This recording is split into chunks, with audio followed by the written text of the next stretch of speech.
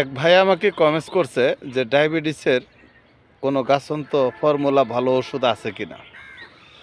দেখেন, এটা সামান্য কিছু টাকা খরচ হবে, তবে সেটা আমাকে দিতে হবে না।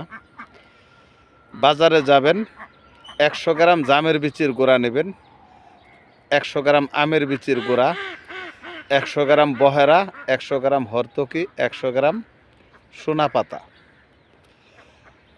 এটি সমস্ত আইটেম একখানে মিক্স করে যদি প্রতিদিন রাত্রে 1 চা-চামচ পরিমাণ 1 গ্লাস পানি দিয়ে গোলায় খান, আশা করি এভাবে 15 দিন 3 সপ্তাহ খাওয়ার পর ডায়াবেটিস চেক করবেন।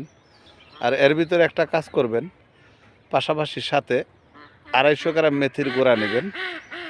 এটা খাবেন সকালে নাস্তার আধা ঘন্টা পর। এভাবে মাত্র 1 মাস খাবেন, চেক করে দেখবেন। 3 সপ্তাহ খাওয়ার পরে ডায়াবেটিসটা চেক করবেন।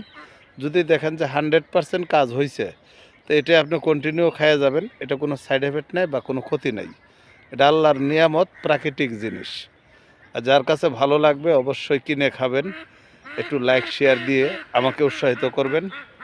সকলের শুভকামনা করি। আল্লাহ সকলকে সুস্থ রাখুক।